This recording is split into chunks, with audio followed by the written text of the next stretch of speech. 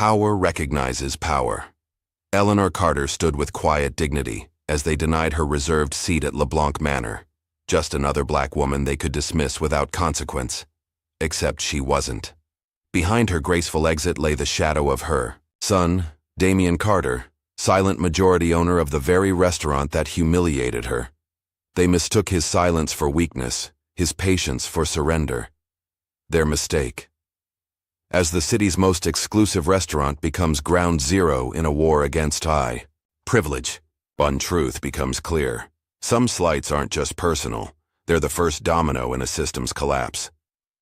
Just before we get back to it, I'd love to know where you're watching from today, and if you're enjoying these stories, make sure you're subscribed, because tomorrow's special episode is one you definitely don't want to miss.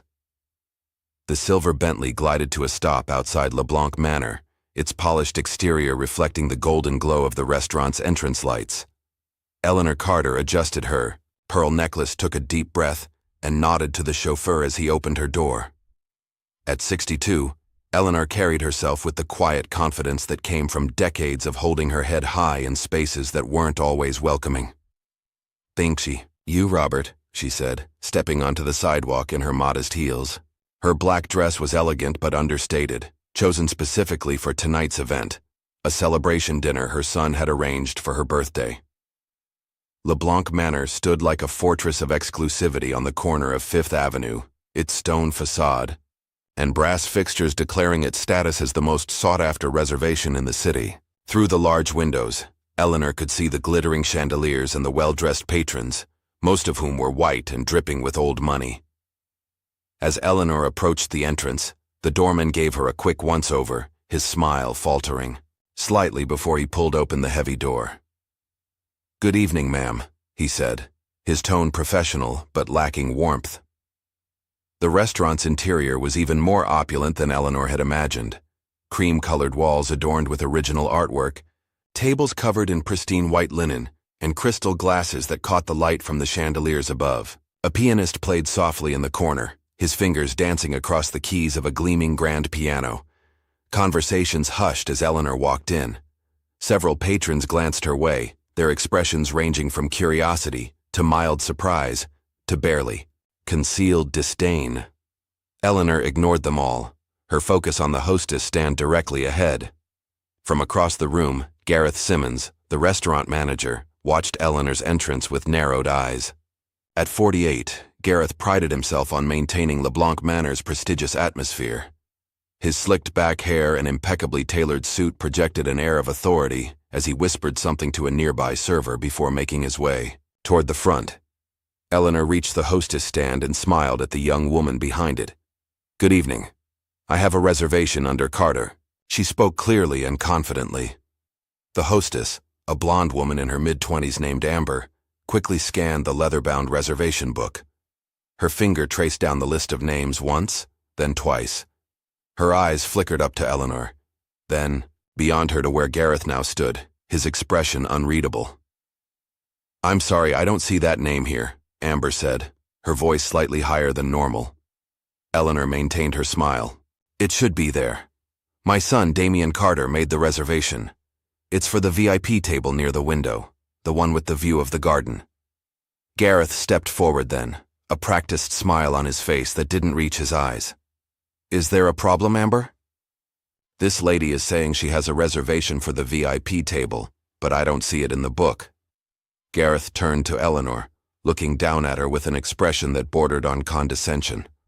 "I'm terribly sorry, Ms. Carter." Eleanor Carter. "Ms. Carter. There seems to be some confusion. The VIP table is reserved for one of our regular patrons tonight." He made a show of checking the reservation book himself. "I don't see your name here at all. Perhaps you've confused the date? Or the venue?" Eleanor's expression remained calm, though her eyes hardened slightly. "There's no confusion, Mr. Simmons, Gareth Simmons, general manager of LeBlanc Manor. Mr. Simmons, my son, Damian Carter, specifically reserved that table for my birthday dinner tonight. Perhaps you should check again." A flicker of recognition crossed Gareth's face at the mention of Damian's name, but he quickly masked it. I've checked thoroughly, Miss Carter. There's no reservation under that name. He paused, then added with a smirk. We do have a table available near the kitchen, if you'd still like to dine with us tonight. Eleanor was about to respond when the front doors opened again, and a tall, slender woman in her early 30s entered. Her blonde hair was pulled back in an elegant updo, and she wore a designer dress that probably cost more than most people's monthly rent. Several patrons immediately recognized her, and whispers of Veronica Langley rippled through the dining room. Gareth's demeanor transformed instantly. Ms. Langley, so wonderful to see you again. He practically bounded across the lobby to greet her, leaving Eleanor standing at the hostess stand. Gareth, darling, Veronica purred, air-kissing both his cheeks. I hope you've saved my favorite table for me. Of course, of course. The VIP table is ready and waiting just as you like it. Eleanor watched this exchange, her jaw tightening almost imperceptibly. The VIP table, her table, was suddenly available for someone else. Veronica glanced briefly at Eleanor, taking in her appearance with a dismissive sweep of her eyes before turning back to Gareth. Wonderful. I've brought the Australian ambassador with me tonight. He's just parking his car. Gareth beamed. We'll prepare a place for him as well. He offered his arm to Veronica and began leading her toward the VIP table, the very one he had just claimed was unavailable. As they passed, Eleanor spoke up. Excuse me, Mr. Simmons. I believe that's the table my son reserved for me. Gareth stopped, turning to Eleanor with barely concealed annoyance. As I explained, Miss Carter, there must have been some mistake. That table has been reserved for Ms. Langley for weeks. But I just heard you say it was her favorite table, not that it was reserved. A hush fell over the nearby tables as diners sensed the brewing confrontation. Gareth's smile became strained. Perhaps you misheard. Now, if you'll excuse us. I didn't mishear anything, Eleanor said quietly but firmly. You told me the table was reserved for a regular patron. You didn't say it was already booked by Ms. Langley. You're lying, Mr. Simmons. Veronica looked affronted. Gareth, who is this woman? Before Gareth could answer, a young black waiter named Daniel Williams approached. He had been watching the exchange from nearby, his hands clenched into fists at his sides. Mr. Simmons, Daniel said, his voice low but clear, I saw the reservation book earlier today. There was definitely a booking for Carter at the VIP table.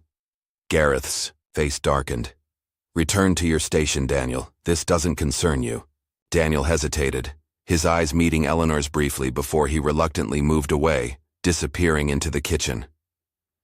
This is ridiculous, Gareth muttered. He turned to Eleanor, dropping all pretense of politeness. Look, that table is now occupied. I've offered you an alternative. Take it or leave it. Several patrons were openly staring now. Eleanor could feel the weight of their gazes, some sympathetic, others simply entertained by the spectacle. She straightened her back, smoothed her dress, and looked directly at Gareth. I'll leave it, she said, her voice carrying just enough for the nearby tables to hear. But my son will be very interested to hear about how LeBlanc Manor treats its guests. Gareth waved a dismissive hand. Yes, yes. We're terribly sorry for the inconvenience. Eleanor turned to leave, her dignity intact despite the public humiliation. As she passed the bar, she caught sight of Daniel again, who gave her an almost imperceptible nod of respect. Outside, Eleanor took a deep breath of the cool evening air. Only then did she allow her hands to tremble slightly as she reached for her phone. She dialed a number she knew by heart. After 2 rings, a deep voice answered. Mom? What's wrong? Aren't you at the restaurant? Damien, she said, her voice steady despite everything. We need to talk about LeBlanc Manor. Damien Carter's penthouse office overlooked the city skyline, the lights of downtown creating a glittering backdrop behind his imposing desk. At 38, Damien had built an empire that spanned real estate, technology, and strategic investments. Forbes had recently named him one of the 50 most influential CEOs in America, though he rarely gave interviews or sought the spotlight. He stood at the floor-to-ceiling windows, phone pressed to his ear, his reflection showing a tall man with broad shoulders and intense dark eyes. His tailored suit couldn't hide the tension in his body as he listened to his mother's account of what had happened at LeBlanc Manor. "Give me an hour," he said finally, his voice controlled and measured.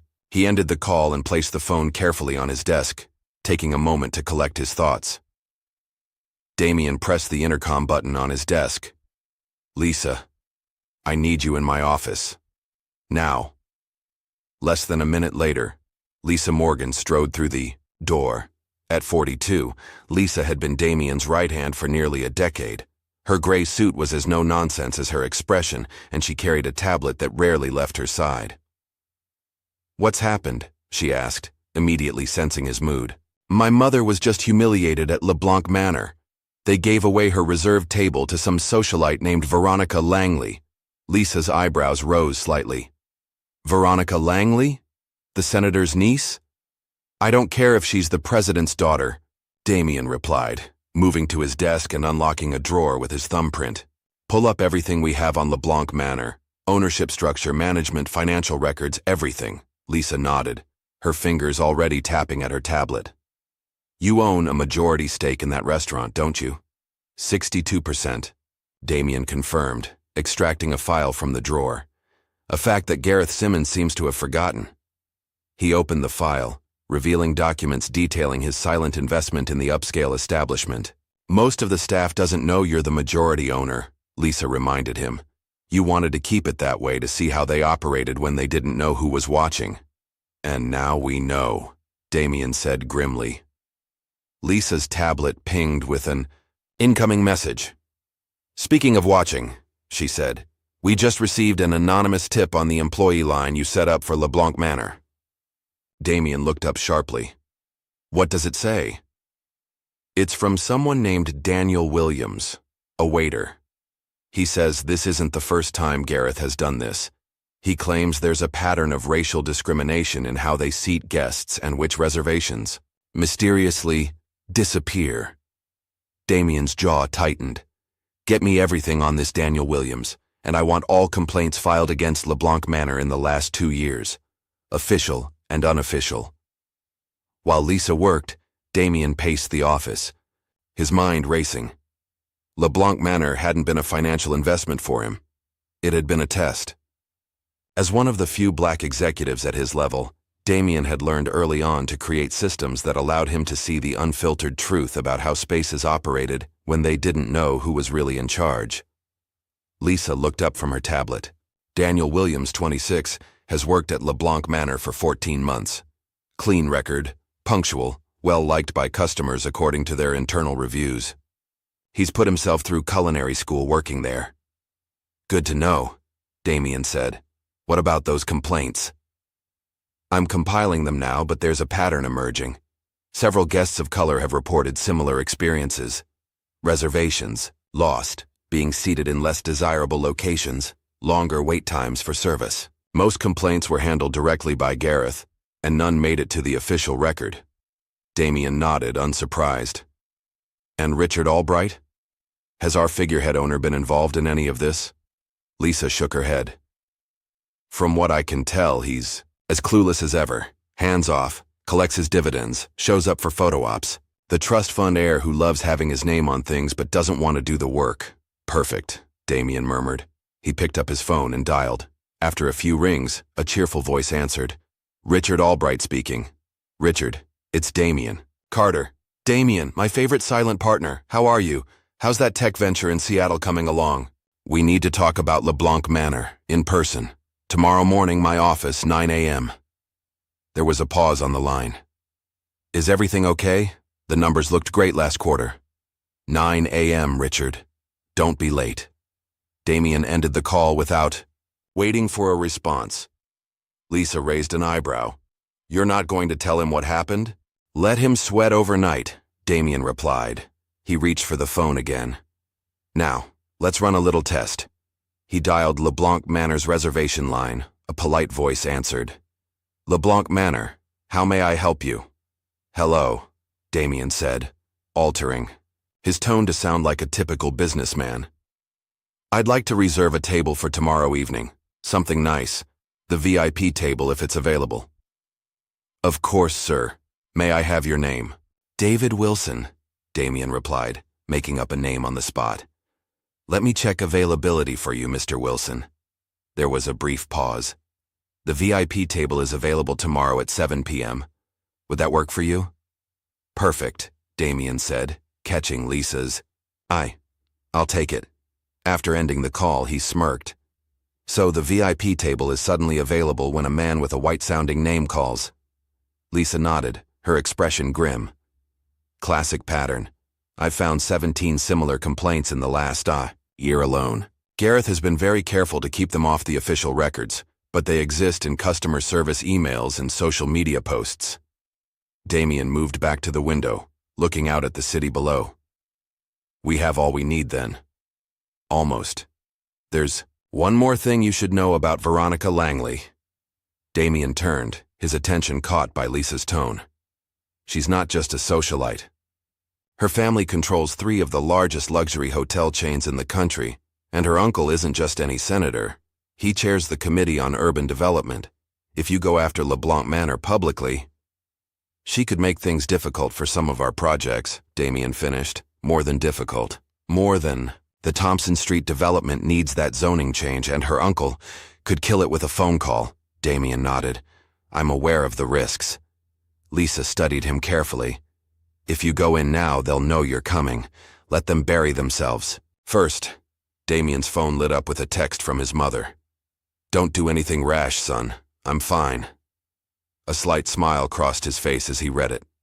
Eleanor had always known him too well, had always been his moral compass, even when his first instinct was to bulldoze obstacles in his path. We're going to watch them implode first, he said finally, pocketing his phone. I want to see exactly how deep this rot goes before I cut it out. Lisa nodded, relieved. Smart move. How do you want to proceed? First, I'm going to visit LeBlanc Manor myself, incognito. I want to see firsthand how they operate when they don't know who I am. He paused, thinking. And I want hourly reports on both Gareth Simmons and Veronica Langley. Every skeleton in their closets, every connection they have, every weakness we can exploit. Consider it done, Lisa replied, already typing notes. And Lisa, Damien added, his voice taking on a harder edge. Make sure my mother gets the best table at James Porter's tomorrow night. Tell them I'll be joining her, and I'll remember how they treat her. After Lisa left, Damien stood alone in his office, the city lights creating shadows across his face. He picked up a framed photograph from his desk, himself as a young boy, standing beside Eleanor outside their modest home in a neighborhood most of his current business associates would never visit. She was wearing her nurse's uniform, looking tired but proud as she rested a hand on his shoulder. Eleanor had worked double shifts for years to put him through college. She had taught him to stand tall, to work twice as hard, and to never let anyone make him feel small. She had also taught him patience and strategy, lessons he would now put to good use. Damien placed the photograph back on his desk and reached for his phone again. It was time to make another call, this one to his personal tailor. Jackson, I need something different. Not my usual style, something less expensive looking. I need to be invisible tomorrow night. As he outlined his requirements, Damien's mind was already racing ahead, mapping out the moves and counter-moves of the game that was about to begin. By the time he hung up, his plan was taking shape. The restaurant thought they held the power. They were about to learn how wrong they were. Meanwhile, across town, Daniel Williams paced his small apartment, debating whether he had made a terrible mistake by sending that anonymous tip. He had watched too many injustices slide by at LeBlanc Manor, had bitten his tongue too many times, as Gareth Simmons manipulated reservations and treated people of color with barely disguised contempt. Seeing Eleanor Carter dismissed so brazenly had been the final straw. Something about her quiet dignity in the face of such obvious discrimination had awakened something in Daniel, a conviction that silence was no longer an option. Still, he knew Gareth suspected him of sympathizing with guests who complained. Just last week, he had been passed over for a promotion to head waiter, despite having more experience than the white server who got the position. His phone buzzed with a text from his supervisor. Schedule changed. You're working tomorrow night. VIP section. Daniel stared at the message, a mixture of dread and determination settling in his stomach. The VIP section meant he would be directly under Gareth's watchful eye all night. It could be punishment, or it could be coincidence. Either way, he had crossed a line today. There was no going back now. At LeBlanc Manor, the evening continued as if nothing unusual had happened. Veronica Langley held court at the VIP table, her laughter occasionally rising above the general murmur of conversation. Gareth moved through the dining room like a conductor, ensuring everything ran smoothly for the elite clientele. Only a sharp observer would have noticed how he checked his phone more frequently than usual, or how his smile seemed slightly strained when he passed the now occupied VIP table. Only someone who knew him well would recognize the subtle signs of unease in his otherwise confident demeanor. By midnight, as the last guests departed and the staff began cleaning up, Gareth retreated to his office and poured himself a generous glass of scotch. Tomorrow would be business as usual. The Carter woman wouldn't be back, and her complaints, if she made any, would be handled like all the others, efficiently buried and forgotten. He had built LeBlanc Manor into the most exclusive restaurant in the city by understanding what the elite wanted: to be among their own kind, to feel special, to be insulated from the changing world outside. Richard Albright paid him handsomely to maintain that exclusivity, and he had never questioned Gareth's methods. One disgruntled woman wouldn't change anything. Gareth was certain of it. He couldn't have been more wrong. The next morning, Damien arrived at his office earlier than usual. Lisa was already there, armed with 2 coffee cups and a thick folder. "Everything you asked for," she said, handing him both the coffee and the folder. Gareth Simmons has been at LeBlanc Manor for 8 years. Before that, he managed 3 other high-end restaurants, never staying more than 3 years at each. "Let me guess," Damien said, opening the folder. He left each one just as complaints started to surface. "Exactly," Lisa confirmed. "He's good at covering his tracks, but the pattern is there if you know where to look. And there's more. He's been skimming from the restaurant. Small amounts, but it adds up." Damien raised an eyebrow. "Now that's interesting. Does Albright know?" "Doubtful. The accounting is deliberately convoluted. I only found it because I knew what to look for." "And Veronica Langley?" Lisa's expression tightened. "That's where things get complicated. Her family's not just wealthy, they're connected. 3 senators on speed dial, judges, media executives. They've buried at least 2 discrimination lawsuits against their hotels in the past 5 years. Damien took a long sip of his coffee, processing this information. So this goes beyond one arrogant restaurant manager. Much beyond, Lisa agreed. This is how the system protects itself. People like Gareth are just the visible face of it. A notification appeared on Damien's phone, a reminder of his meeting with Richard Albright in 30 minutes. "Let's see what our figurehead owner has to say for himself," Damien said, closing the folder. "And then tonight, we'll see LeBlanc Manor for ourselves." As he waited for Albright to arrive, Damien recalled his mother's words from years ago. When he faced his first major business challenge, "The most powerful move is the one they don't see coming." Tonight, he would begin a game that Gareth Simmons and Veronica Langley wouldn't even realize they were playing until it was too late. The transformation was remarkable. Gone was the power suit, the designer watch, and the air of authority that normally surrounded Damien Carter. In their place were a department store blazer that hung slightly too loose at the shoulders, an unremarkable tie, and scuffed shoes that had seen better days. Damien studied his reflection in the mirror of his penthouse bathroom, satisfied with what he saw: a forgettable, middle management type, the kind of man who would aspire to dine at LeBlanc Manor as a special treat rather than a regular indulgence.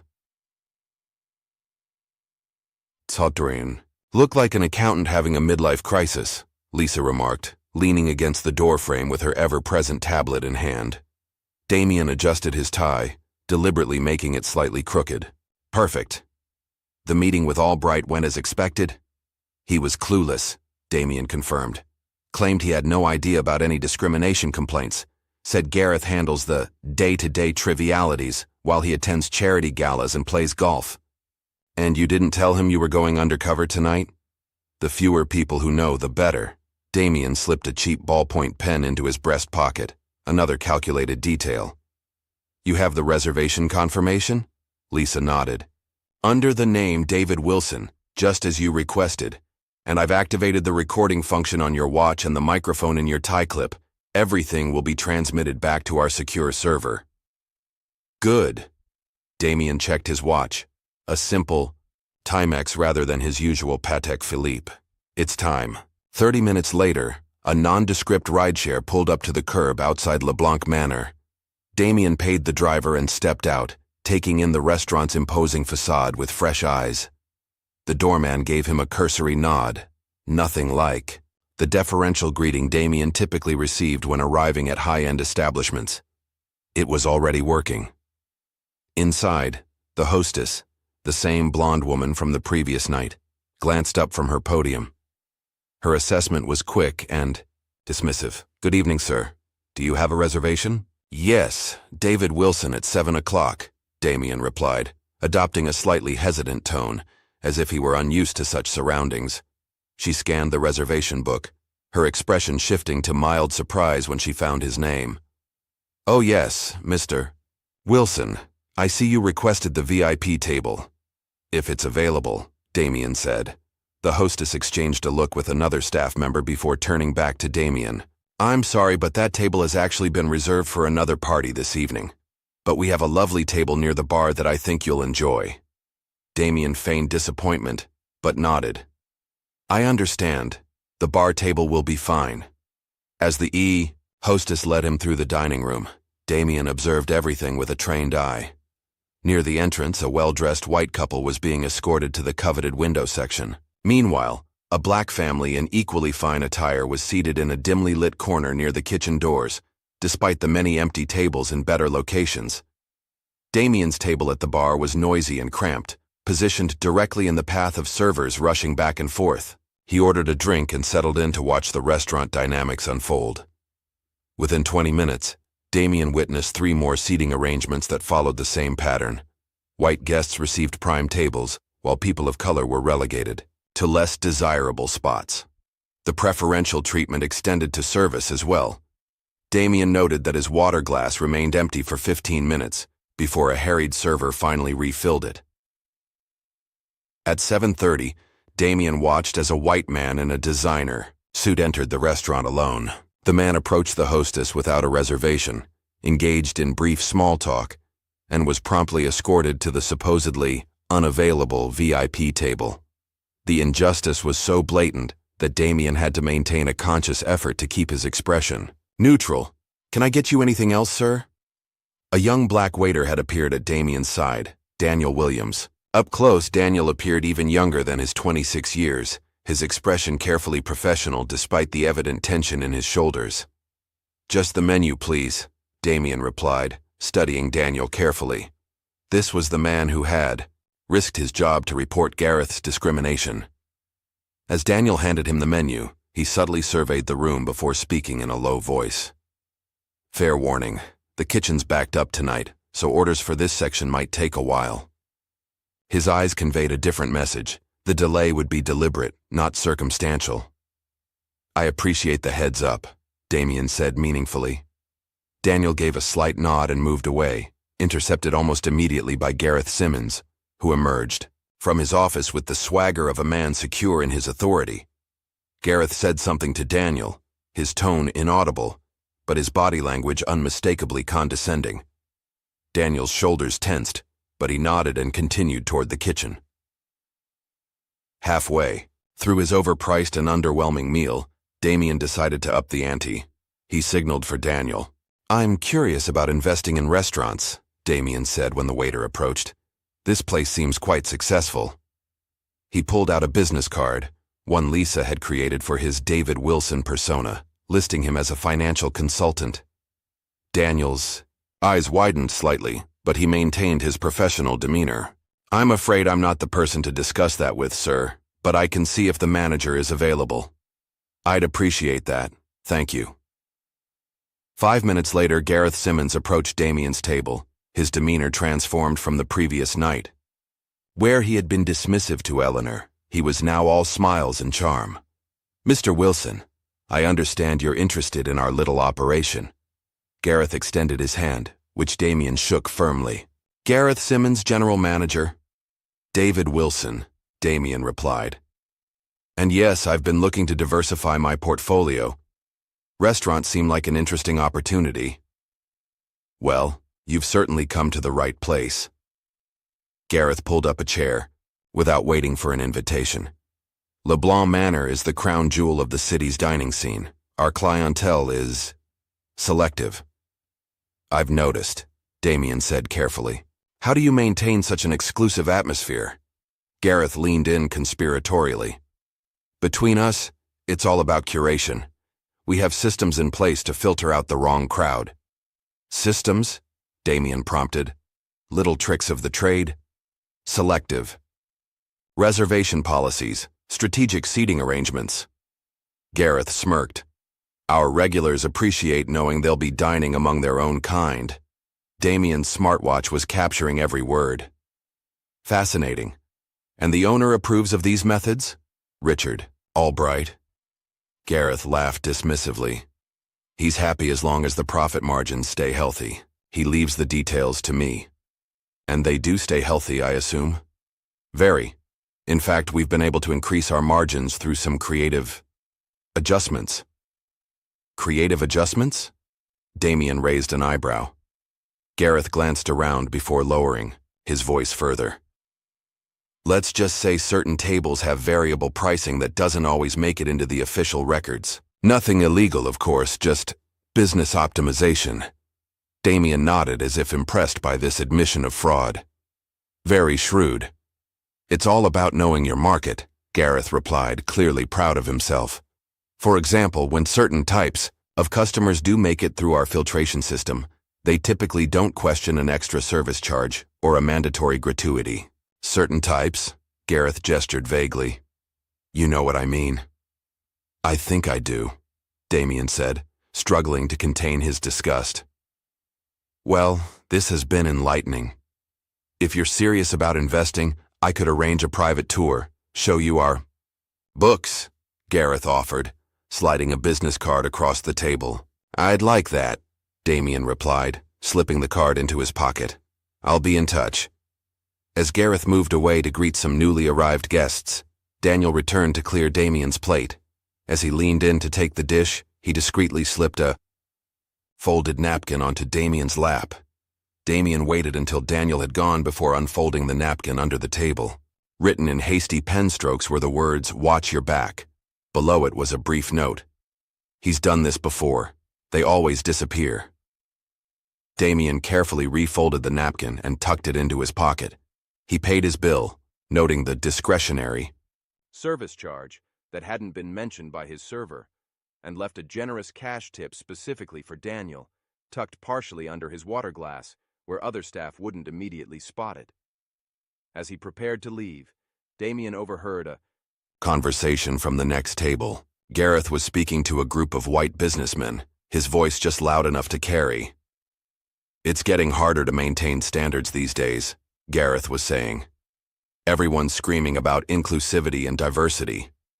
But our regular clients come here precisely because we understand what real exclusivity means.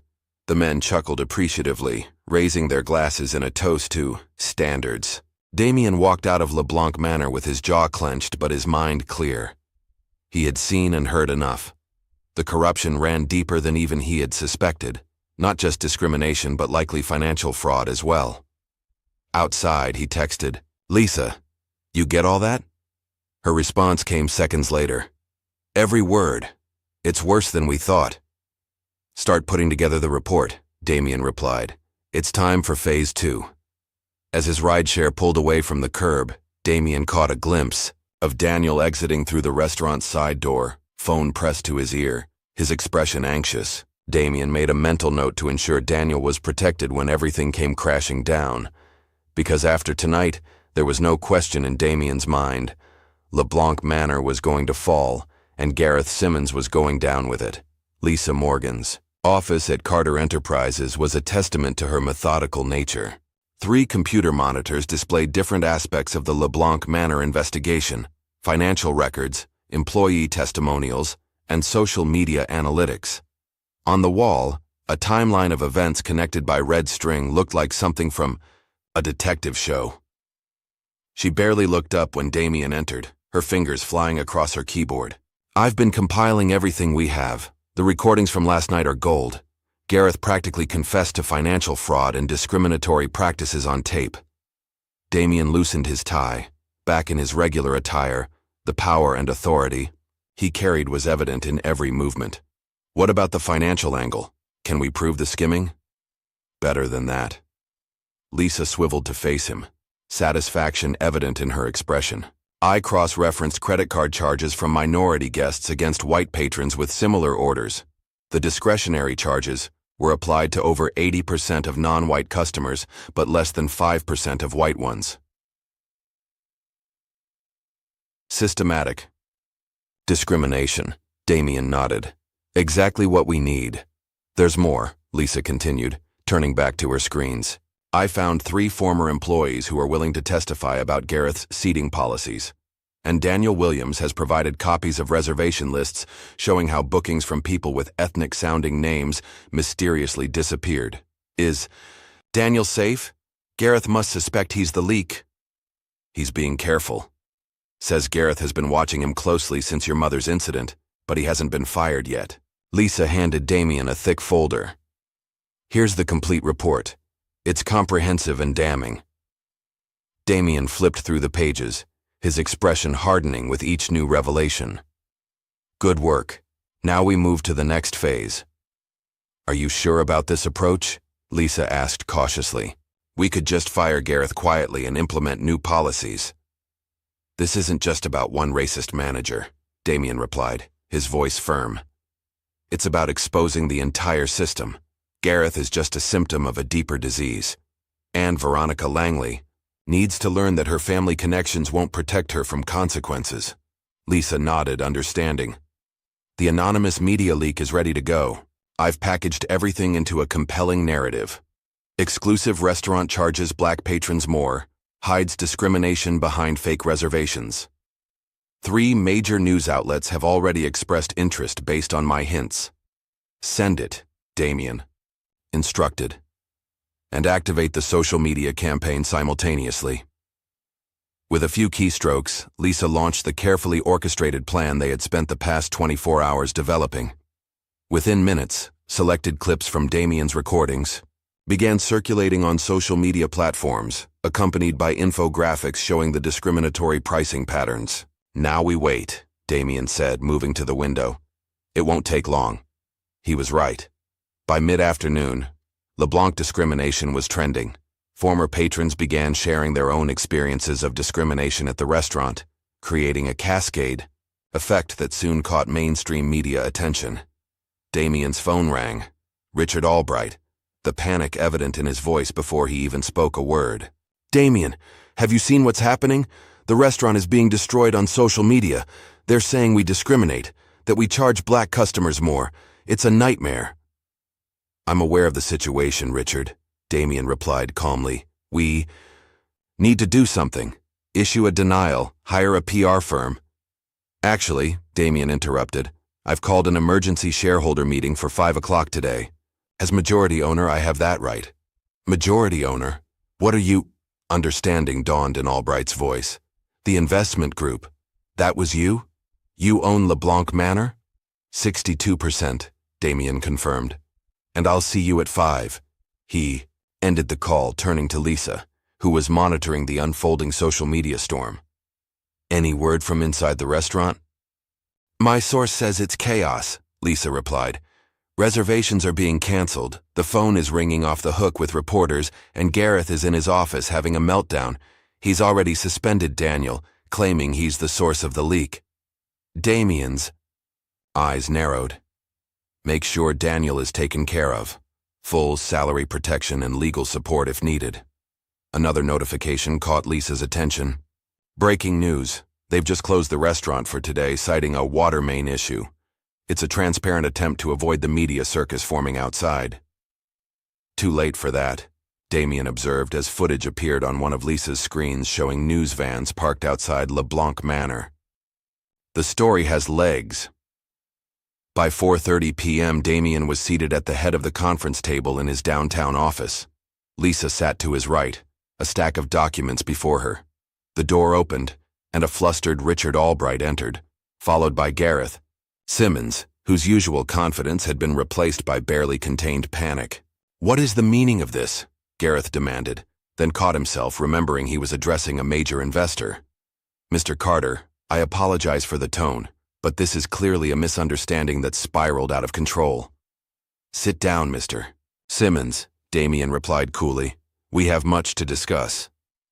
"I don't understand what's happening," Albright complained, taking a seat. "One minute we're running the most prestigious restaurant in the city, the next we're being accused of racism on national news." "Not accused," Damien corrected. "Exposed. And there's one more guest joining us shortly." As if on cue, the door opened again, and a furious Veronica Langley stormed in, her perfect composure shattered. "This is slander. My family's legal team is already preparing." She stopped short when she saw Damien. "Who is this? Why is he here?" "Veronica Langley. Meet Damien Carter," Albright said weakly. "Apparently, he owns 62% of LeBlanc Manor." Veronica's eyes widened with recognition. "Carter? As in Eleanor Carter," Damien finished for her. "The woman you helped humiliate 2 nights ago. My mother." A tense silence filled the room as understanding dawned on their faces. "This is absurd," Gareth finally sputtered. "One seating misunderstanding and you destroy a restaurant's reputation? This is vindictive and one misunderstanding?" Damien cut him off, his voice dangerously quiet. "Lisa, please distribute the reports." Lisa handed each person a thick document. "This details 27 documented instances of racial discrimination at LeBlanc Manor in the past 6 months alone. It includes testimony from former employees, statistical analysis of seating patterns, and evidence of discriminatory pricing." "This is all circumstantial," Gareth protested weakly as he flipped through the pages. "I was there last night, Mr. Simmons," Damien replied. "As David Wilson, the potential investor you were so eager to impress. I recorded everything you said about your filtration system and creative adjustments to pricing." The color drained from Gareth's face. That's illegal. You can't record someone without their consent." "Actually, this state has one-party consent laws for recordings," Lisa interjected smoothly. "Completely legal." Albright looked shell-shocked. "Damien, I had no idea. You have to believe me. I never authorized any discrimination policies." "Your ignorance doesn't absolve you of responsibility, Richard," Damien replied. "You were content to collect profits while turning a blind eye to how they were generated." Veronica, who had been silently seething, finally spoke. "What exactly do you want, Mr. Carter? Money? An apology? Because if you think you can strong-arm the Langley family—" "What I want," Damien interrupted, "is accountability, starting with the immediate termination of Mr. Simmons and a complete overhaul of LeBlanc Manor's policies and practices."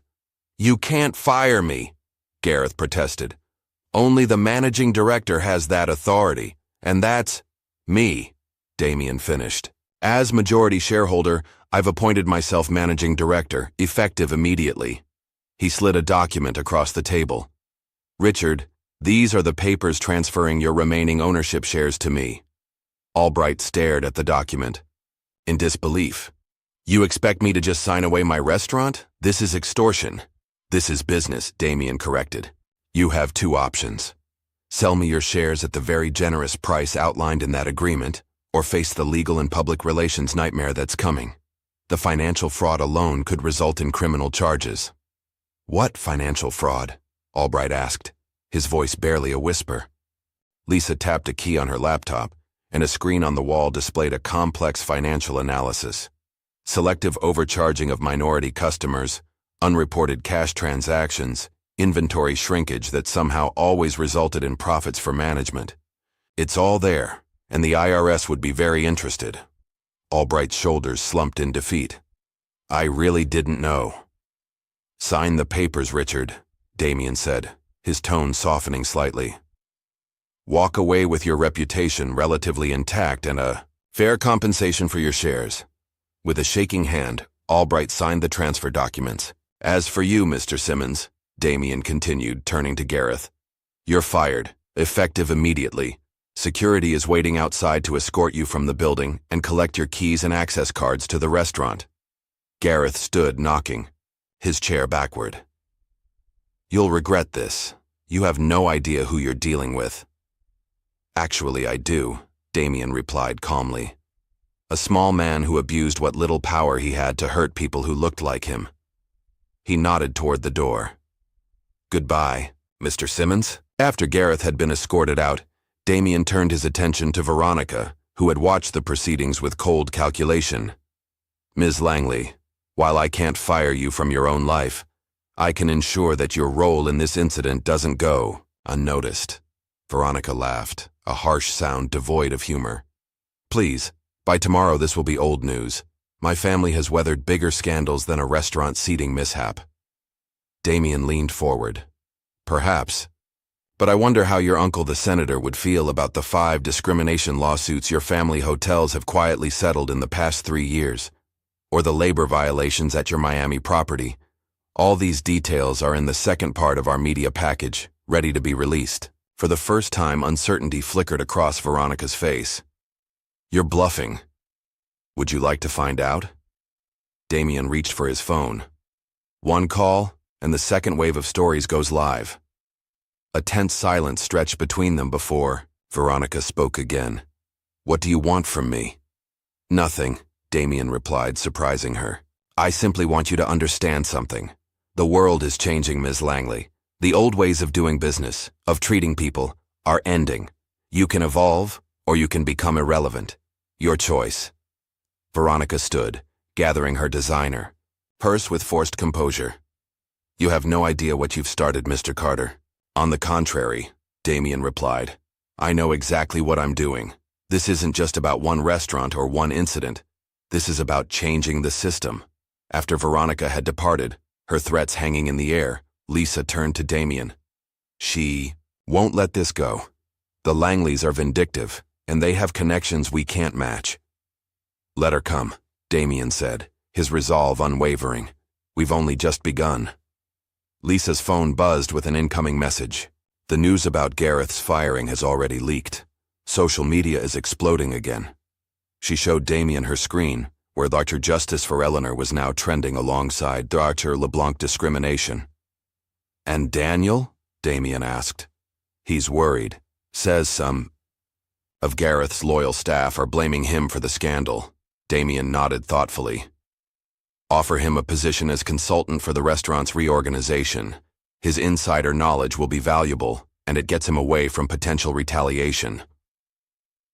Already drafted the offer letter, Lisa replied with a slight smile. And I've scheduled a press conference for tomorrow morning, where you'll announce the complete overhaul of LeBlanc Manor's management and policies. Perfect, Damien said, standing to look out at the city skyline. And make dinner reservations. For my mother and me at LeBlanc Manor for tomorrow night. The VIP table. Lisa raised an eyebrow. You want to dine there during all this chaos? I want to send a message, Damien replied, that things are already changing. After Lisa left to execute his instructions, Damien remained at the window, watching. The sun set over the city. His phone vibrated with an incoming call from Eleanor. I saw the news, she said when he answered. The entire staff fired? Damien, that wasn't necessary. Not the entire staff, Damien corrected. Just the management team that enabled the discrimination. The servers, kitchen staff, and support personnel will keep their jobs under new leadership. Eleanor was quiet for a moment. This is bigger than just what happened to me, isn't it? It always was, Damien confirmed. What happened to you was the catalyst, but this is about changing how these exclusive spaces operate, making them truly inclusive without sacrificing quality or experience. Be careful, son, Eleanor warned. People like Veronica Langley don't take defeat gracefully. I know, Damien replied. That's why this isn't over. In fact, it's just beginning. After ending the call, Damien pulled up the preliminary designs for the rebranded LeBlanc Manor on his tablet. The exclusive restaurant would soon become something different, a place that maintained its excellence while welcoming all who could afford its admittedly high prices, regardless of their appearance or background. It was a small victory in a much larger war, but it was a start. Damien knew that Veronica's parting threat wasn't empty. The Langleys and others like them wouldn't relinquish their power and privilege without a fight. They would come for him, his businesses, his reputation. Let them come, he thought. He had truth on his side, and the tide of history was turning. What had begun as an act of disrespect toward his mother had uncovered a system of discrimination that had persisted for too long in the shadows. As night fell over the city, Damien Carter prepared for the battles ahead. This was just the opening, move in a much larger game, one that would shake the foundations of power in the city and beyond. Meanwhile, across town, Veronica Langley was already making calls, activating a network of powerful allies who understood what was really at stake. This wasn't just about one restaurant or one humiliating incident. It was about preserving a system that had served them well for generations. The war had begun, and neither side was prepared to surrender. The morning sun streamed through the floor-to-ceiling windows of Damien's private conference room, casting long shadows across the polished oak table. The atmosphere was tense as Damien studied the three people seated opposite him. Richard Albright fidgeted with his tie, his usual bluster deflated by recent events. Gareth Simmons maintained a veneer of confidence, though the slight tremor in his hand as he reached for his water betrayed his anxiety. And then there was Veronica Langley, immaculately dressed in a cream designer suit, her posture perfect, her expression revealing nothing except a slight curl of disdain at the corner of her mouth. "Thank you all for coming," Damien said, his voice measured and calm. Lisa sat beside him, tablet at the ready, observing everyone with sharp eyes. "As if we had a choice," Veronica replied coolly, checking her manicure. "Let's not pretend this is a cordial business meeting, Mr. Carter." Damien offered a thin smile. "Fair enough, Ms. Langley. Then let's get to the point." He opened a folder before him. "LeBlanc Manor is now under my complete ownership. The management team has been dismissed, and will be implementing comprehensive anti-discrimination policies effective immediately." Gareth leaned forward, his rehearsed contrition painfully obvious. "Mr. Carter, I want to apologize personally for any misunderstanding regarding your mother's reservation. It was a regrettable mistake in our booking system. Nothing more." "A booking system that somehow consistently affected patrons of color?" Damien asked mildly. "That's simply not true," Gareth protested. "We pride ourselves on welcoming all guests who meet our standards of—" "Please," Damien interrupted, "spare me the performance. I was there, Mr. Simmons. I heard you explain your filtration system quite clearly." Albright, who had been sweating profusely throughout the exchange, finally spoke up. "Damien, please, we can fix this. New policies, sensitivity training, whatever you want. Just tell me how to make this go away." "It's not going away, Richard," Damien replied. "The restaurant is mine now. The papers you signed yesterday transferred your remaining shares to me." "Under duress," Albright protested weakly. "Your signature looks perfectly steady to me," Lisa remarked, sliding a copy of the document across the table. Throughout this exchange, Veronica had remained silent, studying Damien with calculating eyes. Now she straightened and spoke with quiet authority. "You're making a serious mistake, Mr. Carter. My family has significant interests in this city, interests that intersect with yours in ways you might not fully appreciate." Damien met her gaze steadily. "Is that a threat, Ms. Langley?" "Simply a reality check," she replied with a shrug. "My uncle chairs the Urban Development Committee that's reviewing your Thompson Street project next month. My cousin sits on the board of First National Bank, which holds several of your company's loans." She smiled thinly. "Actions have consequences beyond a single restaurant." Before Damien could respond, his phone buzzed. Lisa glanced at the incoming message and whispered something in his ear. Damien's expression remained neutral, but his eyes hardened. "Excuse me for a moment," he said, stepping away from the table, "to take the call privately." Lisa turned to the three guests. "While Mr. Carter is occupied, let me be clear about one thing. Carter Enterprises has documented every discriminatory practice at LeBlanc Manor. We have recordings, financial records, and witness testimonies. If any of you attempt to retaliate against Mr. Carter or his businesses, that information goes public. All of it." Veronica laughed softly. "Ms. Morgan, isn't it? You've worked for Damien for what, 10 years now? You should know that scandals are temporary, but power is permanent. My family has weathered controversies before." "Not like this," Lisa replied confidently. Damien returned to the table, his expression now grave. "That was my legal team. It seems someone has filed an anonymous complaint with the state licensing board alleging fraudulent practices at LeBlanc Manor. Practices that occurred under your management, Mr. Albright." Albright's face went pale. "What? But you said—" "I didn't file the complaint," Damien clarified. "Someone else has entered the game." Veronica's composure cracked slightly. "What are you talking about?" Damien activated the large screen on the wall, displaying a breaking news story. The headline read, "Exclusive restaurant chain under investigation for systemic discrimination." The article doesn't name LeBlanc Manor specifically, Damien explained. It focuses on the Langley Hospitality Group's chain of luxury hotels and restaurants. Veronica stood abruptly, her chair scraping against the hardwood floor. "This is your doing." "I assure you it's not," Damien replied calmly. "But it seems our little conflict has attracted attention from others who have experienced discrimination at establishments controlled by your family." He pressed a button on the conference table, and the door opened to admit a man in his early 30s carrying a briefcase. "This is Jacob Bennett, my head of security," Damien introduced him. "He's discovered something interesting about past lawsuits against your properties, Ms. Langley." Jacob placed his briefcase on the table and removed a thick folder. 5 discrimination lawsuits in the past 3 years, all settled quietly with non-disclosure agreements. But what's interesting is that the plaintiff's original complaints disappeared from court records. "That's not possible," Albright muttered.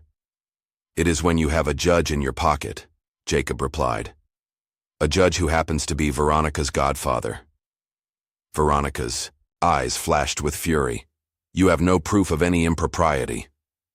"Actually, we do," Damien said, sliding an audio device onto the table. He pressed play, and a male voice filled the room. "Veronica, darling, the Davis complaint is taken care of. All references to racial discrimination have been expunged from the record. Your father can stop worrying." The color drained from Veronica's face. "Where did you get that?" "Mr. Davis was more thorough than you gave him credit for," Damien replied. "He recorded every conversation related to his case, including that call between you and Judge Wilson. He couldn't use it because of legal technicalities, but he held on to it. Insurance, he called it." Gareth, who had remained silent during this exchange, suddenly looked panicked. "I had nothing to do with any of that. The restaurant policies were all approved by—" "Shut up, Gareth," Veronica snapped. Damien leaned forward, hands clasped before him. "Here's how this will proceed. I now own LeBlanc Manor outright. Its discriminatory practices will end, and it will become a model of inclusive excellence. Mr. Simmons is already terminated. Mr. Albright will retain his reputation as long as he cooperates with the coming investigation." "And me?" Veronica asked, her voice dangerously quiet. "That depends on you," Damien replied. "My concern is the restaurant and addressing the wrongs done there, including to my mother. I have no interest in a prolonged war with your family, Ms. Langley." "Then you shouldn't have started one," she replied icily. Damien's expression remained calm. "I didn't start this, but I will finish it if necessary." He slid a contract across the table. "This is a mutual non-interference agreement. You and your family stay away from my businesses, and I'll keep the evidence of judicial misconduct private." Veronica didn't even glance at the document. "My family doesn't respond well to blackmail, Mr. Carter." "Consider it a business proposal then," Damien countered. "A way for both of us to walk away cleanly." Veronica stood, gathering her purse. "You have no idea what you've started." She turned to leave, then paused at the door. "You know, your mother was lucky. She was merely embarrassed. Others who cross my family don't fare as well." After she departed, Gareth and Albright exchanged nervous glances. Can we go now? Albright asked weakly. Mr. Albright, you're free to leave. Mr. Simmons, please remain. There are some financial discrepancies we need to discuss. After Albright scurried out, Gareth slumped in his chair.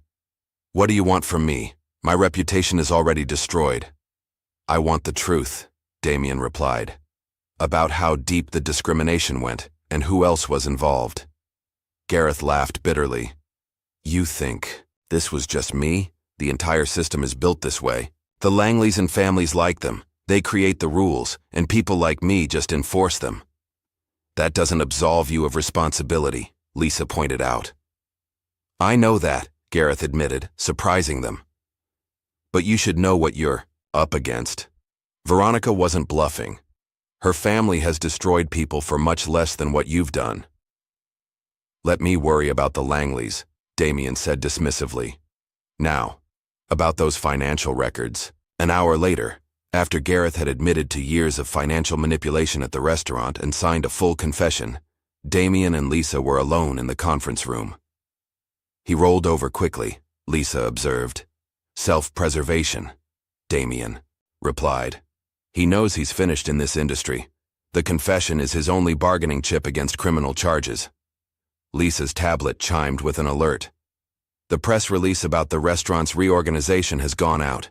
Social media response is overwhelmingly positive. And the Langleys? Quiet for now, Lisa reported. But their lobbyist has scheduled meetings with 3 city council members who oversee development permits. They're moving fast. Damien nodded, unsurprised. So are we. Is the press conference set for tomorrow? Yes, and Eleanor has confirmed she'll attend. Daniel Williams has accepted our consulting offer as well. Good, Damien said, standing to look out at the city. Phase 1 complete. You know Veronica won't stop, Lisa warned. That threat about your mother wasn't subtle. Damien's expression hardened. I've already arranged additional security for Eleanor. The Langleys are used to people backing down at the first sign of pressure. They don't know what to do with someone who fights back. They're powerful enemies to make, Lisa persisted. We're always enemies, Lisa, Damien replied quietly. They just didn't know it until now.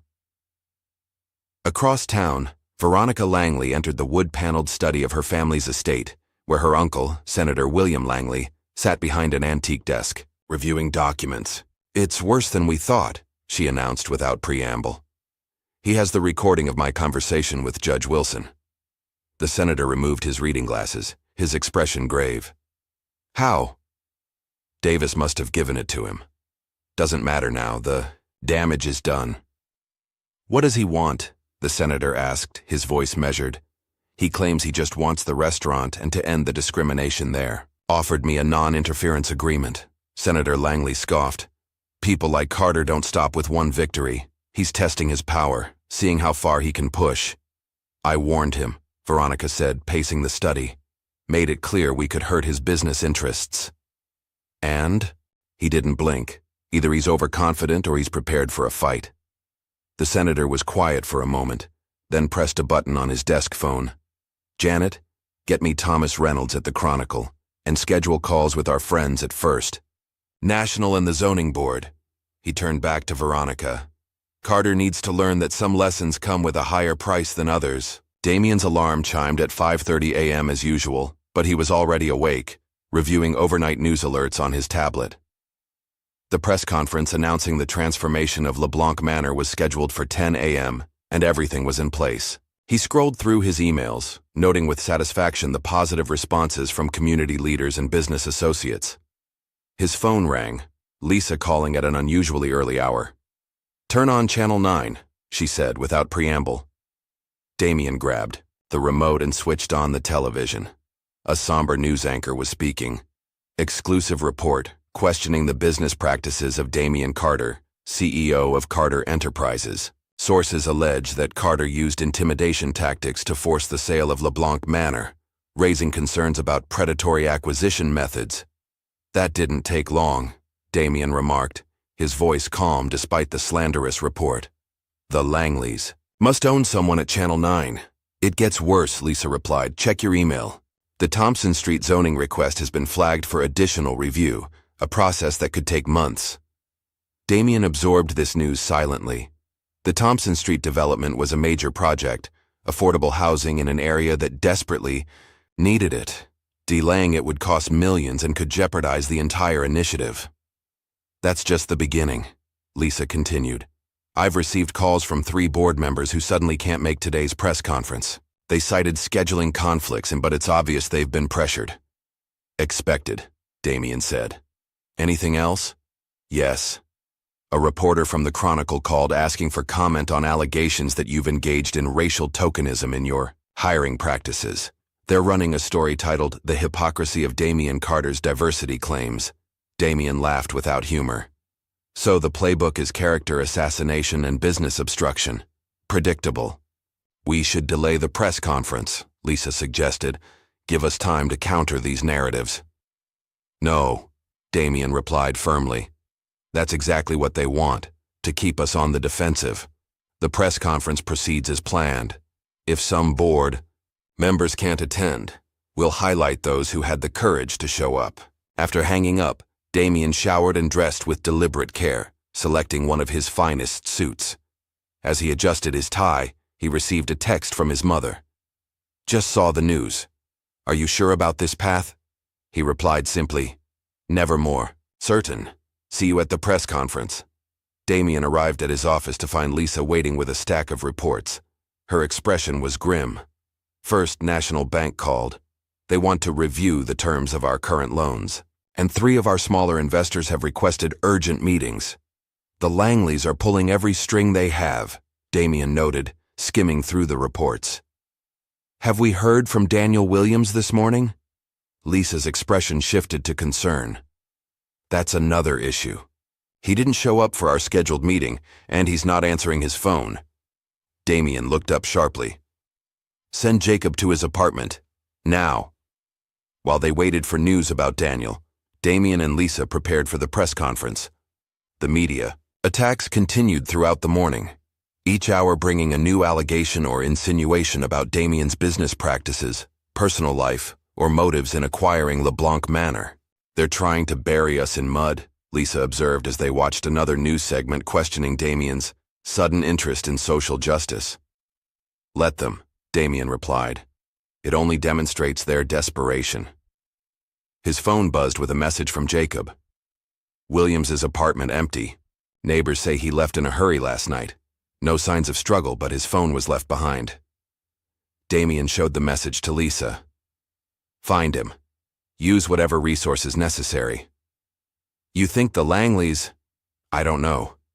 Damien interrupted. But Daniel is key to our case against LeBlanc Manor's discrimination. His disappearance right before our press conference isn't coincidental. At 9:30 a.m., as they prepared to leave for the press conference venue, Damien received an anonymous email. Walk away before it's too late.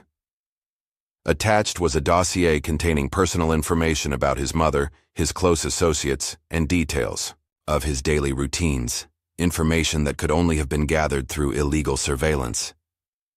Damien forwarded the email to his security team without comment, then turned to Lisa. Let's go. We have a press conference to give.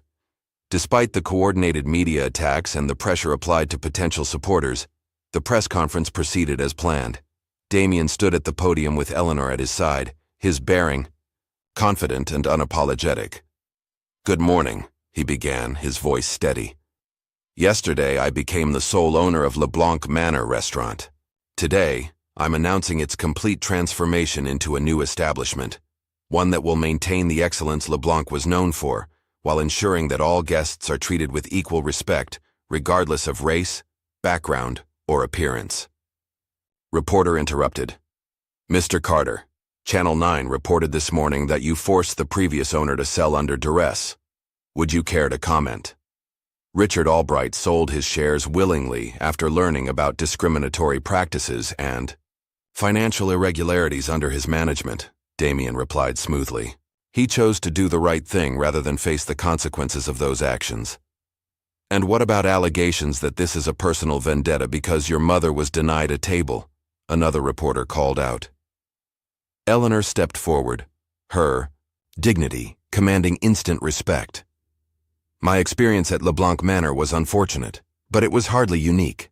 Many have faced similar treatment, but lack the resources to do anything about it. My son is addressing a systemic problem, not seeking personal revenge. The press conference continued for 30 minutes, with Damien calmly parrying each accusation and insinuation. By the end, the narrative had begun to shift, with several reporters asking pointed questions about the Langley family's history of discrimination complaints. As they left the podium, Lisa whispered to Damien, "Two of our investors just called to reaffirm their support. They were impressed." "One battle won," Damien murmured. "But the war is just beginning."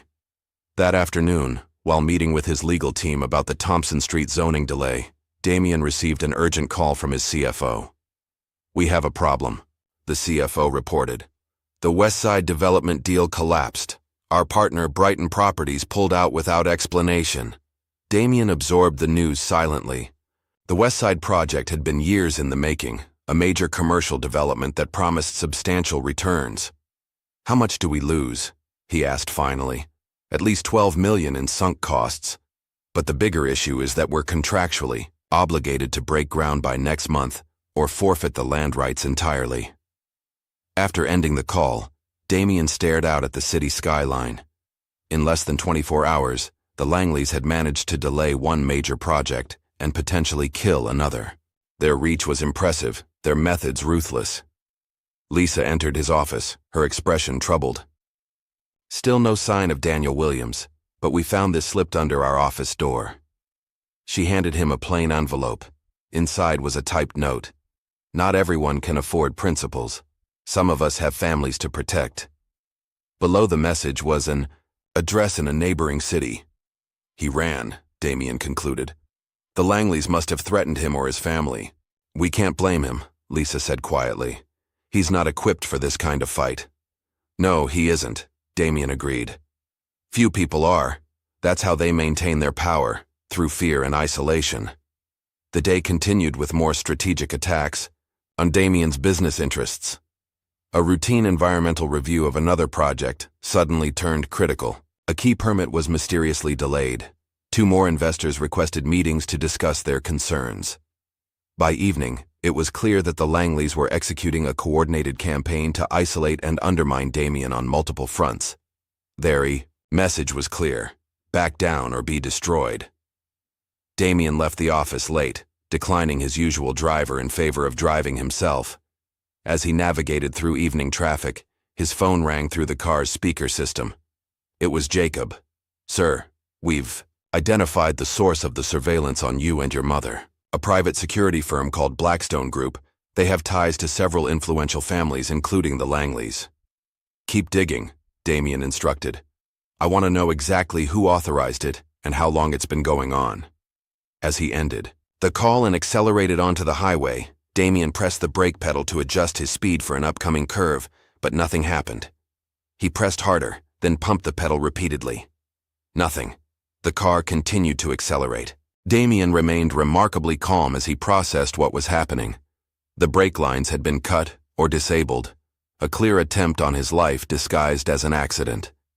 He downshifted rapidly, using the engine to slow the vehicle, and carefully navigated onto the shoulder, using the guardrail to gradually reduce his speed until the car finally came to a stop.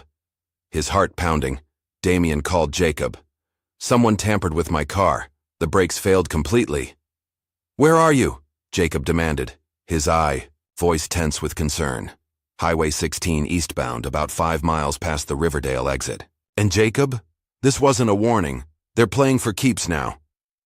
When security arrived 20 minutes later, a thorough inspection confirmed Damien's suspicion. The brake lines had been professionally severed in a way that would cause them to fail gradually rather than immediately, designed to look like a mechanical failure rather than sabotage. Later that night, in the secure conference room of his downtown building, Damien met with his crisis team. The mood was somber as they reviewed the day's events. "The car sabotage crosses a line," Lisa said, her voice shaking slightly. "This isn't business anymore. It's criminal." "It's both," Damien corrected. "The Langleys are showing us how far they're willing to go to maintain their power and privilege." "We should go to the police," suggested Jacob. With what evidence? Damien asked. We can prove the brakes were tampered with, but not who did it. The Langleys are too smart to leave a trail. Then what's our move? Lisa asked. Because right. Now they're hitting us from all sides while we're just playing defense. Damien was quiet for a moment, his expression contemplative rather than defeated. Finally, he looked up, a new resolve in his eyes. We've been reactive, responding to their attacks as they come. That ends now. If they want a war, I'll give them one. What are you thinking? Lisa asked, recognizing the determination in his voice. The Langleys think they're untouchable because of their connections and influence. Let's prove them wrong. Damien turned to Jacob. I want everything on the Langley family. Business dealings, political contributions, tax records, personal scandals. Every skeleton, every questionable transaction, every abuse of power. That could take weeks, Jacob warned. You have 48 hours, Damien replied. Focus on Veronica and her uncle the senator first. They're leading this attack. He turned to Lisa. Contact our friends in the media, not the mainstream outlets the Langleys control, but the independent journalists who've covered corruption stories before. Feed them background information about the discrimination lawsuits against Langley properties. No direct accusations yet, just connect the dots for them.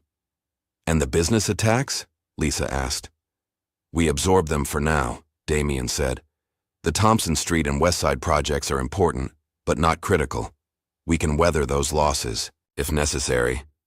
What about your mother's safety? Jacob asked. If they're willing to tamper with your car, move her to the secure apartment tonight, Damien instructed. Full security detail, no exceptions. As the meeting concluded and his team departed to execute their assignments, Damien remained in the conference room alone. He pulled out his phone and found the photo he kept there, the same one from his desk of himself as a child with Eleanor outside their modest home. The Langleys had miscalculated. They thought their wealth and connections made them invincible, that their threats and attacks would force him to retreat. But they didn't understand what had shaped him, the lessons learned from watching his mother face discrimination with dignity, the resilience developed through years of fighting harder than his privileged peers just to earn a seat at the table. They had made this personal. Now he would show them exactly what that meant. Across town, in the Langley estate, Senator William Langley ended a phone call with a satisfied smile. The brake incident was a bit extreme, he remarked to Veronica, who sat across from him with a glass of whiskey. But effective. Our sources say Carter is pulling back, consolidating his resources. Good, Veronica replied. He needed to understand the real stakes. Indeed, by this time next week his Thompson Street project will be effectively dead, and his investors will be deserting him. A month from now, Carter Enterprises will be struggling to stay afloat. And LeBlanc Manor? Veronica asked. The senator smiled coldly. Once he's weakened enough, we'll find a way to force him to sell. Perhaps to a more appropriate owner. Neither of them noticed the blinking light on the senator's desk phone, indicating that the line had remained connected after the call ended. Nor could they know that every word of their conversation was being recorded by someone who had been expecting exactly this kind of incriminating exchange. The battle was far from over. In fact, it had barely begun.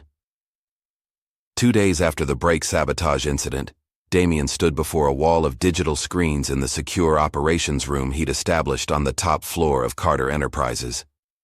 Each display showed different aspects of what his team now called Operation Checkmate: financial records, surveillance photos, media monitoring, and legal strategies. His normally pristine office had been transformed into a war room, with security personnel constantly moving in and out, bringing updates and receiving new instructions. Lisa entered, carrying a thick folder stamped "Confidential" in bold red letters. Jacob's team delivered, she announced, placing the folder on the conference table. Everything on the Langleys, as requested. Damien opened the folder and began reviewing its contents, his expression hardening as he turned each page. Their empire is even more extensive than we thought.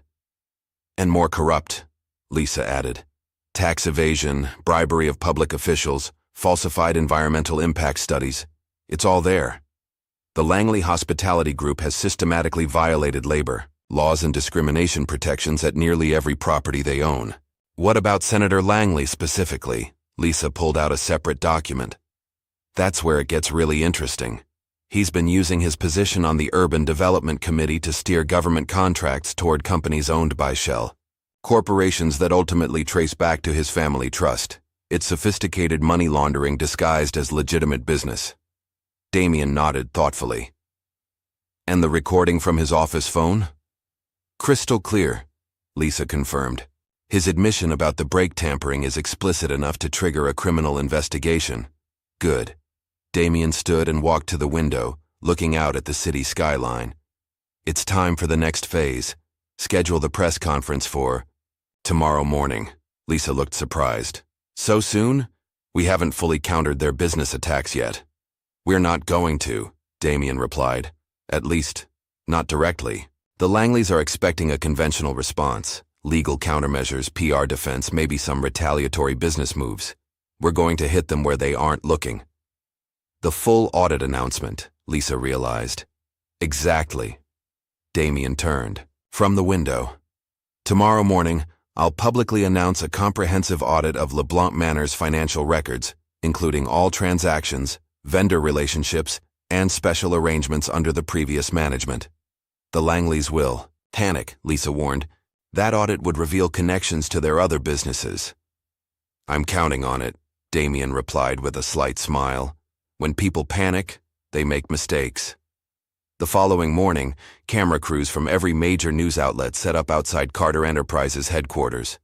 The press conference had been billed simply as an important update on LeBlanc Manor's transformation, but rumors had been strategically leaked, suggesting that Damien might be announcing his resignation due to mounting pressure. Instead, when Damien stepped to the podium, flanked by his legal team and two representatives from a prestigious accounting firm, his demeanor was anything but defeated. Good morning, he began, his voice steady and confident. Today I'm announcing a full forensic audit of LeBlanc Manor's business practices under its previous management. This audit will examine every financial transaction, every vendor relationship, and every special arrangement made over the past 5 years. A murmur ran through the assembled reporters as they realized this was not the retreat they'd expected. Additionally, Damien continued, we've discovered evidence of potential criminal activity, including financial fraud, tax evasion, and discrimination as official policy. All findings will be shared with appropriate regulatory and law enforcement agencies. A reporter raised her hand. Mr. Carter, are you concerned about potential repercussions from powerful interests connected to the restaurant? Damien smiled slightly. I believe in transparency and accountability. If certain individuals find that uncomfortable, perhaps they should reconsider their business practices. Another reporter called out. Is this in response to the recent attacks on your business interests? This is in response to evidence of wrongdoing, Damien replied firmly. Nothing more, nothing less. As the press conference concluded, Lisa showed Damien her tablet, which displayed breaking news alerts from financial sites. Langley Hospitality Group's stock had dropped 8% in the 30 minutes since his announcement. The market was already connecting the dots.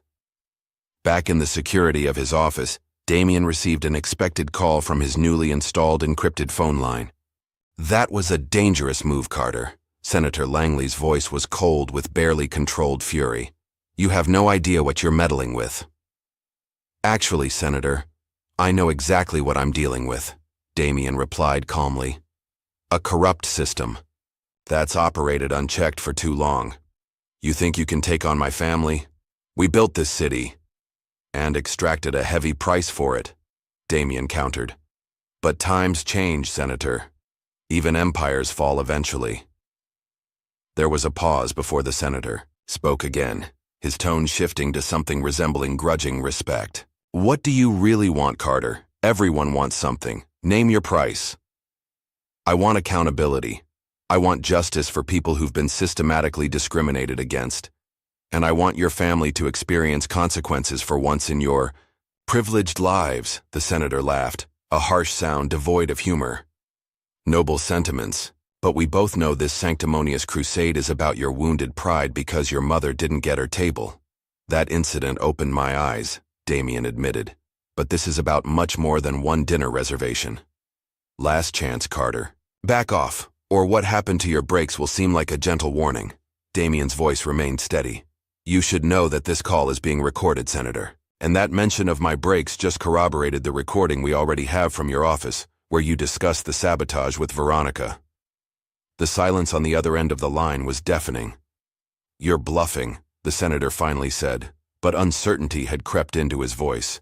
Would you like me to play it for you? Damien offered. Or would you prefer to hear it for the first time when the FBI does? The call ended abruptly. Damien placed the phone down and turned to Lisa, who had been monitoring the conversation. He took the bait, she confirmed. His people will be scrambling now, trying to contain the damage. And that's when they'll make their biggest mistake, Damien predicted. Have Jacob's team ready. The moment anyone attempts to access or alter records, at any Langley property, I want to know about it. The next 48 hours unfolded exactly as Damien had anticipated. The Langley organization mobilized to hide evidence of their connections to LeBlanc Manor and other potentially compromising business relationships. Security cameras that Jacob's team had covertly installed captured Veronica herself entering the restaurant's office late at night, removing files and attempting to access the computer system. Meanwhile, Lisa had identified a critical vulnerability in the Langley empire, Veronica's personal real estate company, which operated separately from the family's main hospitality business. Initial investigation suggested that it served as a vehicle for laundering money from the senator's questionable activities. It's their weak point, Lisa explained, showing Damien the complex financial flowcharts her team had assembled. The real estate company handles transactions that are technically legal but ethically dubious. If we pull on this thread, their entire financial structure could unravel. Damien studied the documents carefully. This is where we focus next, but we need to proceed carefully. Make them think we're not interested in the real estate angle at all. The strategy worked perfectly. While the Langleys directed their energy toward protecting their hospitality business and political connections, Damien's team quietly built a case around the real estate operations. 3 days later, Damien received a text from a number he didn't recognize. Found something big. Need to meet privately. Not safe to talk. DW. Daniel Williams had resurfaced. The meeting was arranged at a nondescript coffee shop across town. Damien arrived alone but had security positioned nearby. Daniel looked haggard, with dark circles under his eyes suggesting he hadn't slept properly in days. I'm sorry I ran, he said as soon as Damien sat down. They threatened my sister's kids, said they'd make sure she lost custody if I testified about the discrimination at LeBlanc. I understand, Damien replied. You did what you had to do to protect your family. Daniel leaned forward, lowering his voice. But that's not why I contacted you. After I left town, I remembered something from my time at the restaurant. Twice a month, Veronica Langley would have private meetings in the VIP room after hours. Not dinner meetings. She'd bring documents and different people would come in to sign papers. What kind of documents? Real estate contracts, I think. I served them drinks once and overheard Veronica talking about property transfers and keeping it off the books. I didn't think much of it at the time. Damien nodded slowly. Those meetings? Were they always on the same days? Yeah, the second and fourth Tuesday of each month. And get this, they never appeared in the reservation system. Gareth handled them personally. This was the final piece. Damien needed confirmation that Veronica had been using LeBlanc Manor as an unofficial office for her questionable real estate dealings, keeping the transactions away from official scrutiny. Daniel, would you be willing to make an official statement about what you saw? The young man hesitated, then nodded. My sister moved her kids to stay with our aunt in another state. They're safe now, and I'm tired of being afraid. With Daniel's testimony securing the connection between Veronica's real estate operations and LeBlanc Manor, Damien executed the next phase of his plan. Rather than exposing everything at once, he arranged a private meeting with Veronica under the pretense of negotiating a truce. The meeting took place in a neutral location, a conference room at a downtown law firm. Veronica arrived flanked by 2 attorneys, her composure perfect despite the pressure she must have been feeling. I appreciate you agreeing to meet, Damien began politely. Let's skip the pleasantries, Veronica replied coldly. What are you offering? Damien slid a document across the table. A compromise. I'll halt the public audit of LeBlanc Manor's finances and limit the scope to operational practices only. Nothing that would expose the restaurant's broader connections. Veronica's eyes narrowed with suspicion. And in exchange? Your family stops interfering with my business interests. The Thompson Street development proceeds without further reviews, and the media attacks cease. That's all? Veronica asked incredulously. After everything that's happened? I'm a businessman, Ms. Langley. Prolonged conflicts benefit no one. I've made my point about discrimination at LeBlanc Manor. Now I'm ready to move forward. Veronica studied him carefully, clearly searching for the trap. Finding none obvious, she allowed herself a small, triumphant smile. I'll need to discuss this with my uncle, of course. Of course, Damien agreed smoothly. I'll expect your answer by tomorrow. As anticipated, Veronica and Senator Langley interpreted Damien's offer as a sign of weakness, a retreat disguised as a compromise. They accepted the terms with thinly veiled satisfaction, believing they had successfully intimidated him into backing down. What they didn't realize was that Damien had never intended to expose LeBlanc Manor's connections to their empire through the restaurant audit. That had been a diversion. The real attack came 24 hours after they signed the agreement, when an independent journalist published a devastating exposé on Veronica Langley's real estate company, complete with documentation of fraudulent transactions, money laundering, and connections to illegally obtained government contracts. The article included testimony from Daniel Williams about the after-hours meetings at LeBlanc Manor, financial records showing suspicious property transfers, and most damaging of all, a recording of Veronica explaining to a client how to structure a transaction to avoid regulatory scrutiny. The story exploded across all media platforms. By nightfall, the FBI had announced a formal investigation into both Veronica's company and Senator Langley's activities. 3 of the Langleys' closest political allies issued statements distancing themselves from the family, and the Langley Hospitality Group's stock plummeted to a 5-year low. In a final masterstroke, Damien released the recording of Senator Langley discussing the brake sabotage to law enforcement, along with the forensic evidence Jacob's team had collected from the damaged vehicle. By morning, an arrest warrant had been issued for the senator on charges of attempted homicide. Watching the news coverage from his office, Damien felt no triumph or satisfaction, only a grim sense that justice was finally being served. The system that had protected the Langleys and others like them for generations was being exposed for what it truly was, a corrupt network designed to maintain power and privilege at the expense of others. Lisa entered with the latest updates. Senator Langley was taken into custody an hour ago. Veronica is reportedly trying to flee the country, but her passport has been flagged. Damien nodded, turning away from the television. And the fallout for their associates? It's spreading like wildfire, Lisa confirmed.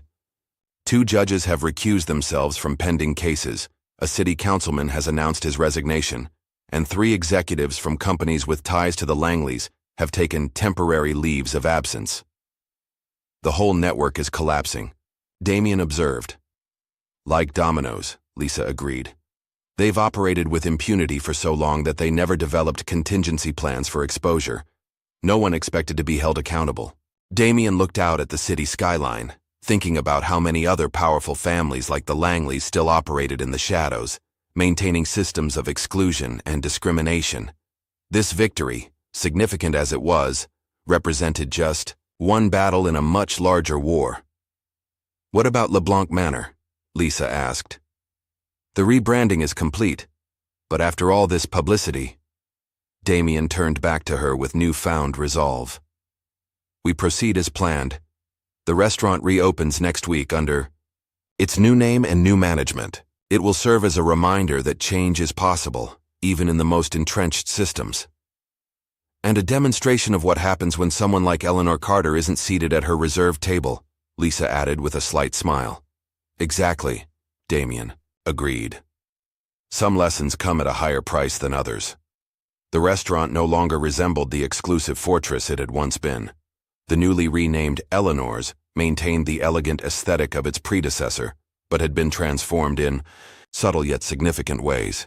The lighting was warmer, the artwork on the walls now showcased diverse artists, and the previously rigid formal atmosphere had given way to something equally sophisticated, but far more welcoming. 1 week after Senator Langley's arrest, Damien escorted his mother through the front doors of the establishment that now bore her name. Eleanor, elegant in a deep purple dress, paused just inside the entrance, taking in the changes with visible emotion. "You didn't tell me you were naming it after me," she said softly. "I wanted it to be a surprise," Damien replied, gently squeezing her hand. It seemed fitting considering how this all began. The new manager, Alexis Patterson, a respected restaurant industry veteran with a stellar reputation for both excellence and inclusivity, approached with a warm smile. "Ms. Carter, we're honored to welcome you as our first guest. Your table is ready whenever you are." Eleanor was escorted to the VIP table, the very one she had been denied 2 months earlier. As she sat down, several staff members, including many familiar faces from the previous incarnation of the restaurant, approached to welcome her personally. Most of the service staff stayed on, Damien explained as their drinks were served. They weren't the problem, and many of them suffered under Gareth's management too. Eleanor looked around at the diverse clientele now filling the restaurant, a stark contrast to the homogeneous crowd from before. "It's not just the name that's changed. We implemented a new reservation system that prevents manipulation," Damien explained. "And the pricing is now standardized and transparent. No more discretionary charges applied selectively." Their conversation was interrupted by a familiar face approaching the table. Daniel Williams, now dressed in the attire of a restaurant manager rather than a waiter, smiled broadly. "Ms. Carter, it's wonderful to see you again," he said. "I wanted to personally thank you both. Without what happened that night, none of this would have changed." Eleanor reached out and squeezed his hand. "You took a tremendous risk coming forward. How are your sister and her children doing?" "They're back home now and doing well," Daniel replied. "Alexis offered me the assistant manager position. I'm finishing culinary school at night. He's going to be running his own restaurant someday," Damien predicted. After Daniel departed, Eleanor turned to her son with a thoughtful expression. "You've accomplished something remarkable here, Damien, but at what cost? The Langleys may be finished, but there are others like them." "I know," Damien acknowledged. "This was just one battle. The system that protected them still exists, even if it's been weakened." "And you've made powerful enemies," Eleanor added. "Not everyone exposed in the Langley scandal has faced consequences yet." "That's why the work continues," Damien said, determination evident in his voice.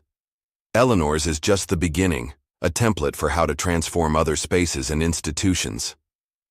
As they enjoyed their meal, various guests stopped by their table to introduce themselves. Some were community leaders Damien had worked with before, while others were new faces, drawn by the restaurant's transformation story which had become national news. "You've created more than just an inclusive restaurant," Eleanor observed. "You've created a symbol," Damien nodded. "That was always the goal." LeBlanc Manor represented everything wrong with exclusive spaces. The arbitrary barriers, the unspoken rules designed to keep certain people out. Eleanor's represents what those spaces could become instead. Their dinner was interrupted by commotion at the entrance. A group of reporters had gathered outside, their attention focused on someone arriving. Through the windows, Damien could see camera flashes and outstretched microphones. Alexis approached their table quickly. "Mr. Carter, Daniel Williams is here to see you. He seems quite agitated." Moments later, Daniel hurried over, his expression a mixture of shock and vindication. "You need to see this," he said, holding up his phone to show a breaking news alert. "They found him." Damien read the headline. "Former LeBlanc Manor waiter provides key evidence in Langley investigation." "That's not me," Daniel clarified quickly. "It's Kevin Blackwell. He worked at LeBlanc Manor 5 years ago but was fired after he complained about discrimination. He's been gathering evidence against the Langleys ever since, waiting for the right moment to come forward." And our situation gave him that opportunity, Damien realized. Daniel nodded eagerly. He has documents going back a decade, records of bribes, secret meetings, even recordings of Senator Langley discussing how to handle people who oppose their interests. It's far worse than anyone realized. The implications were staggering. What had begun as a single act of discrimination against Eleanor had unleashed a cascade of revelations that now threatened to expose corruption at the highest levels of the city's power structure. "He's outside right now," Daniel added, "talking to the press. He's asking to speak with you."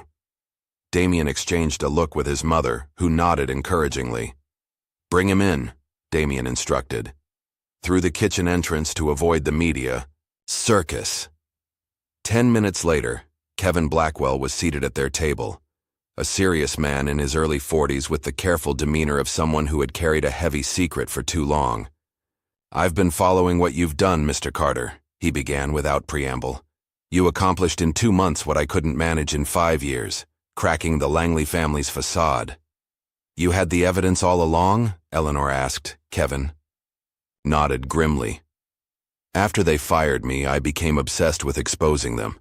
I got a job at a company that provided accounting services to several Langley properties, started collecting documents, recordings, anything I could find.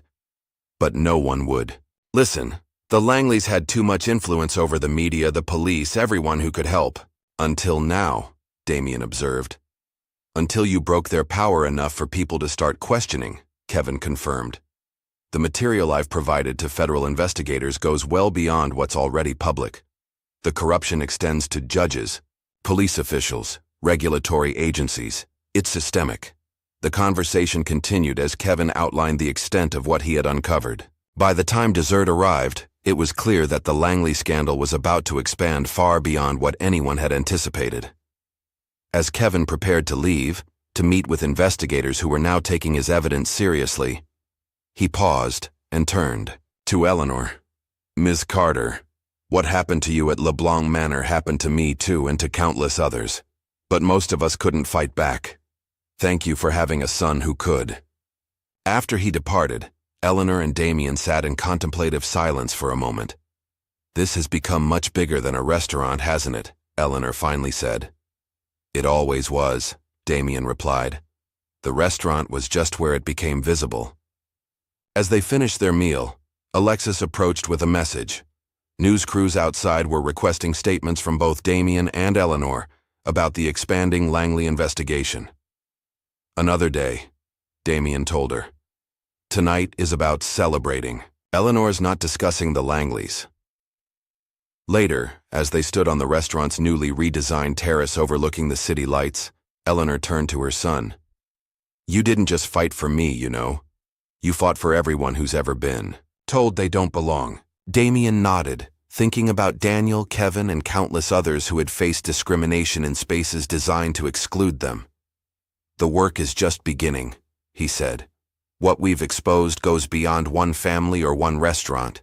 It's about dismantling systems that have been in place for generations, and building something better in their place," Eleanor added, gesturing to the diverse, vibrant dining room behind them. Back at his penthouse later that night, Damien reviewed the latest updates from Lisa. The fallout from Kevin Blackwell's evidence was spreading rapidly, with 3 judges already announcing unexpected retirements and a deputy mayor taking an indefinite leave of absence. As he prepared for bed, his security system alerted him to a delivery, an unmarked envelope that had been left with his building's doorman. After security had scanned it for dangers, Damien opened it to find a single sheet of paper with the message, "We're watching."